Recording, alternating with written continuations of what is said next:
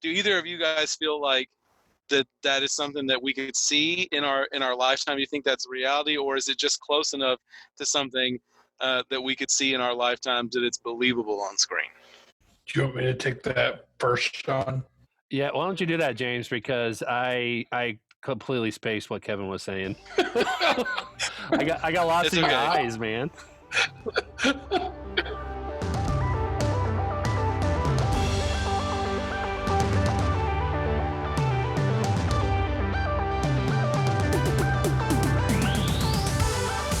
Welcome to the Captioned Life, a podcast about the impact of comics and pop culture on life and society.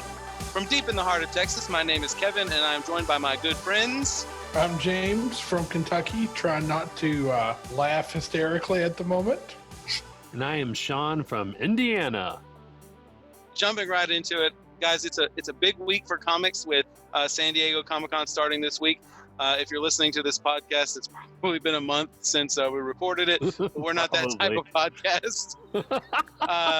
One of the great things about the week of Comic-Con is that our fandoms kind of seep out into other avenues because San Diego Comic-Con is such a big event. It gets covered in the news media and whatnot, and it's the time of the year where they like to break a lot of stories. So the thing that's on the tip of my tongue right now that I want to start off with you guys tonight, breaking this afternoon, Taika Waititi has been hired, and they're going to do a Thor 4. Yeah! So I don't have to ask Sean if he's excited because... Oh, is it just me that's excited? No. I'm very excited. I hope it is Lebowski Thor, though. Like, I really do. Don't, just call it Lebowski Thor, and I'm there. Yeah. I'm there. I thought Ragnarok was good. It's the best one of those. So as long as they kind of continue with that vein, I'm there. I thought Thor: The Dark World was a little forgettable, but I really hope it's that.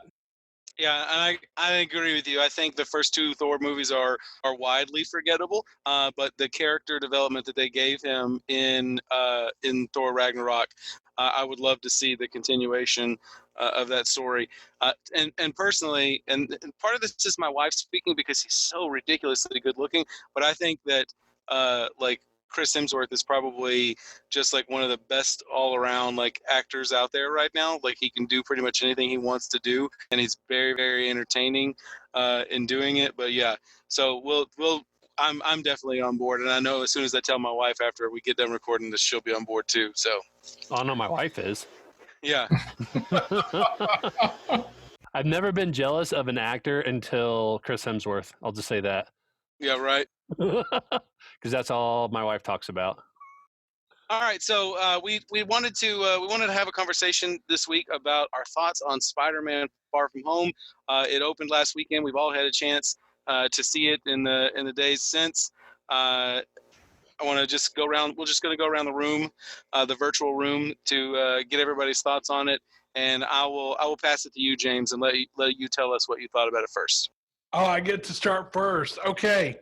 So full disclosure, never been a huge Spider-Man fan. You know, I like the character. You know, the Tobey Maguire movies were okay. Andrew Garfield, you know, I saw him, but, you know, we'll try not to remember that part of the Spider-Man those, hopefully. But, you know, I think that Tom Holland's doing a great job as Spider-Man. And I thought this was a really fun movie. And I thought it was a great way to wrap up this phase of the MCU. And best part of it, J.K. Simmons is back as J. Jonah Jameson. Spoiler alert. Oh, yeah. Spoiler alert. Yeah. Well, hopefully by the time this podcast actually comes out, about another month would have gone by. So hopefully by this point in time, you've seen it. And if not, I just spoiled like a small part of it. You're okay, because Tom Holland himself was on the Graham Norton show explaining like the premise of what Spider-Man Far From Home was a couple of weeks ago, and he was talking about they're dealing with the aftermath of Endgame and coping with Tony Stark's death and whatnot. And he's essentially saying all these spoilers. And he's like, but listen, if you haven't seen it yet by now, you're living under a rock. So, Yeah. Right. sweat it. I don't think that anybody that's listening to this podcast is going to be like, you know what? I was going to see it until James ruined it for me. Yeah. And if he did, please leave us a message and let us know. Right. Yes. Let us know how I've ruined it. Yeah. Yeah, I thought that was great too. It was a really, really fun movie for me. I really enjoyed it as well. You mentioned the Tobey Maguire Spider-Man. So my son was watching Spider-Man, like the first one, this morning with Tobey Maguire, and I was looking at it and I was like, Tobey Maguire looks essentially the same. He hasn't aged in like 15 years. And then I started to realize he didn't really look like 19 in that movie. He looks like he's 35 years old in that movie. And I think that's kind of the disconnect I have with it. And I really feel like the part of the reason why Tom Holland does such a great job is because he looks young. He looks the part. He has an innocence about him. And even before Dancing Spider-Man and Spider-Man 3 came along, Tobey Maguire just kind of had this angsty, it never felt comfortable in the role to me. I'll tell you the thing that I liked the most about it was that it captured Spider-Man's like inner grappling with great power comes great responsibility, because he's on vacation. He doesn't really want to do this, and he really has to come to grips with what being a hero is, especially in the absence of his mentor, the dearly departed Tony Stark. And I think that you can have all the CG and all the explosions and all the superheroics that you want, but the best movies in this genre are grounded in those like personal struggles, and I think it was really, really excellent. Sean, what did you think? It was good. Ditto. So, the two things I'll say about Spider-Man Far From Home, one of them is it's not new to this movie because they did this in Spider-Man Homecoming, but I really liked how they made the characters and the cast reflective of the world and society today. So I was talking to my cousin over the 4th of July weekend that I haven't talked to in a while, but he grew up a huge Spider-Man fan and would dress up as Spider-Man, like as an adult, probably last year for Halloween as Spider-Man. And we would have conversations about Marvel comics, but he would know anything about that has to do with Spider-Man. And we were talking about how in the original comics, Flash Thompson is this bully, but it's the bully that is reflective of 1950s, 1960s Spider-Man, where it's a huge like jock that would physically beat up people. But in this movie and in Homecoming, Flash is not that doesn't have that sort of what's the word I'm looking for? It doesn't have that physique, but is still a bully in terms of how bullying is happening today, where he's probably somebody that would be a cyberbully or somebody that just mercilessly tease someone, because that's what bullying is like today. And so that's what I really like about the movies. That it's reflective of that. They have more of a diverse cast where they have MJ as Zendaya as MJ and not the typical redhead that they usually see in the comics. I think is a great way to really change things around a little bit, but be reflective and have it be relatable to society today. The other thing that I really liked about Spider-Man Far From Home is how it really sets you up to think in the trailers that there is going to be this multiverse. And then they threw it in your face by having Quentin Beck, Mysterio, say it was the most ridiculous theory anyone's ever thought of, but everyone totally bought it. And I will say I am that person that bought it. I was just in that moment. I was like, I fell for it. Yeah. But it was genius. Yeah. I thought for a long time that if they were going to do this, it was the snap that it was a great way to explain it. I mean, honestly, it was like this is where it can go, but once the stuff started fading away, the CGI started fading away, and I was like, I knew he was lying. That lousy, yeah. But So, was there ever a point in the film that maybe, I mean, even we all have, like the three of us have the kind of background knowledge about the Mysterio character, but was there any point in that to where you almost started to believe Quentin Beck and maybe come around and say, you know what, maybe he's not going to be a bad guy in this? This is what I'll say. I would say, honestly, no, but there was a little doubt in my mind because of what they did with the Skrulls and Captain Marvel. I think had they never done that, I would have never thought, and like I would never have thought that maybe Beck wasn't a bad guy. But as watching, I was like, I know he's going to be a bad guy. I mean, it's Mysterio; he's a villain. Like, there's no way. But at the back of my mind, it's like, well, they made Skrulls a good guy, and they're typically a bad guy in the comics too. So, yeah. for my money, this is what I was thinking the entire time. Like Sean said, this guy's a bad guy. It's only a matter of time before they turn him into a bad guy. But at the same time, if you're familiar with Mysterio's power, like what he was doing didn't really line up with anything he had ever done in the comics, like shooting stuff out of his hands at bad guys and things like that. That just like Mysterio's powers were what it was revealed that he was actually doing, which was altering your perception of reality. And something was like, I don't know, something was sitting a little bit sideways with me, and I did get that feeling like that.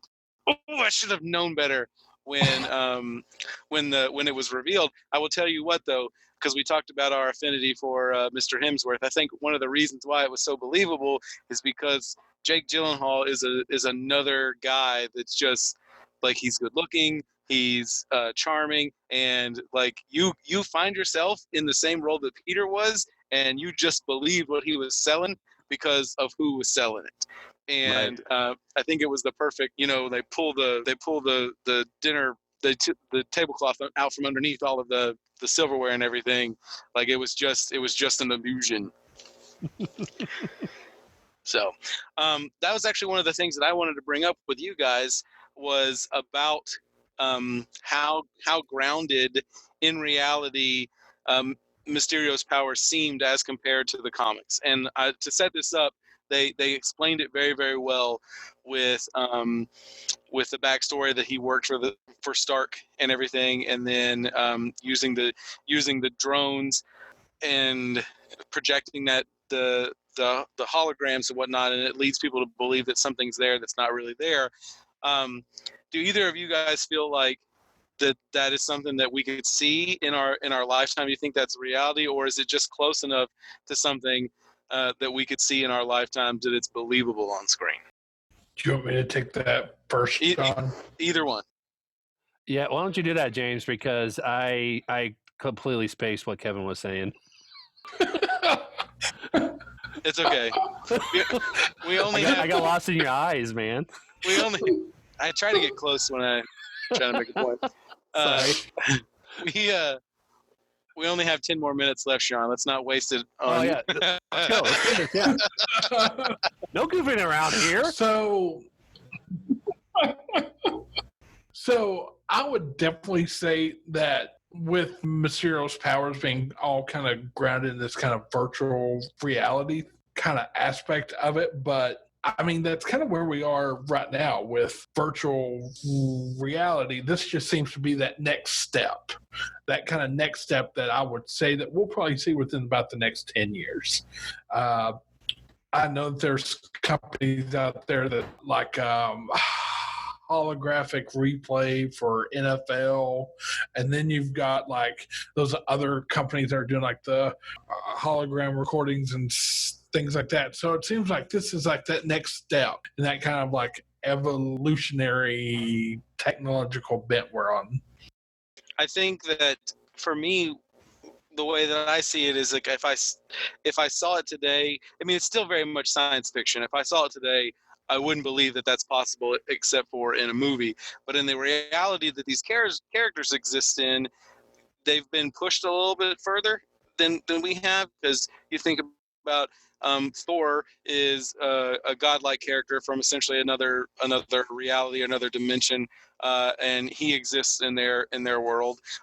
Space aliens exist in their world, so there's a little bit more leeway. But I tell you that the story, the guys that write the story, the guys that are putting everything together, they do it in such a way that you can see yourself in that reality, and they did. I just the way that they presented that character just made so much more of a connection to how we exist in a world that's been overtaken by technology, and how somebody can use that technology for ill will, but that it seems possible. It seems like something that could happen to us. Uh, in this reality, even though it's being presented as science fiction on screen. It goes back to the conversation that we've always had as a society in terms of how science fiction impacts reality in terms of imagining what's possible. When we think about Star Trek in the 60s and how that's inspired like generations of engineers and scientists and people just wanting to explore, can we do this? Is this something that's possible? Creating STEM phasers and being able to create spaceships to go into space and light speed and things like that. And so I think it's something that as we watch these movies, yeah, I think it's going to be reality. Is it going to be the same kind of reality that we see in movies? Probably not, but that's where the direction we're heading. And especially with Iron Man coming out and kicking off the MCU, I think was just indicative of the fact that technology at the same time was also booming. And so it embeds itself with the reality that we're living in right now. So I agree with both of you that we're going to see something like that in one shape or another. With the kind of technology that they have with the barf system, I think is what it was called Yeah, by right. Stark. Not that Beck really liked that at all, but I think that's going to be the next thing, is just like what James was talking about. We've been working on virtual reality for such a long time, and now we're getting to a point where virtual reality is starting to become not, I won't say great, but it's a lot better than what it was before. And I think it's going to start becoming ubiquitous, especially in education and training and stuff like that. That's going to be the next thing, is being able to come up with some sort of hologram, which is something that we've seen in the comics with like the Danger Room and X-Men, and how Star Trek Next Generation have their own, I forget what they call it. I think it's just, they call it like the holodeck or something like that. I think it's just the natural step of technology evolution to go in that direction. So yeah, I completely agree. Yeah, but instead of Quentin Beck, it's going to be Elon Musk, and he's going to be taking over the world. Right. But in all seriousness, though, like the people that are most likely to develop that kind of technology seem like because it's done for the movies. It would come from somewhere in Hollywood. Maybe not Elon Musk doing it, but maybe Steven Spielberg, taking over the world with that sort of technology. I mean, if you've been to Disney World, or Disneyland, you've ridden rides that they employ the Pepper's Ghost, which is like projecting something on a pane of glass where you think it's there but it's not.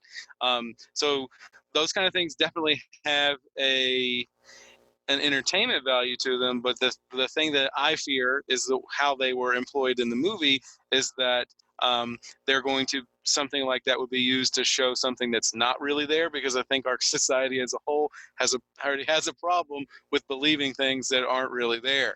Oh, yeah. And it's a, I don't know, it's a really, really fine line to walk.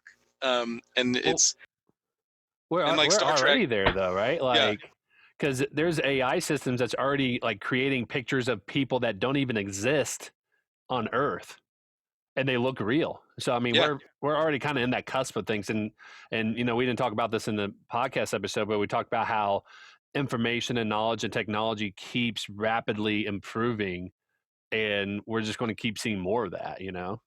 I had an AI system create a girlfriend for me when I was in junior high that was not real. Technology has gotten so much better. That's really the only reason to create anything worth technology, right? For Right. fun. Which, by the way, do we think Beck is actually dead? Ooh, that's a good question. That's a good question. I thought about that. I thought about that, like walking out of it, especially after seeing that stinger clip at the very, very end.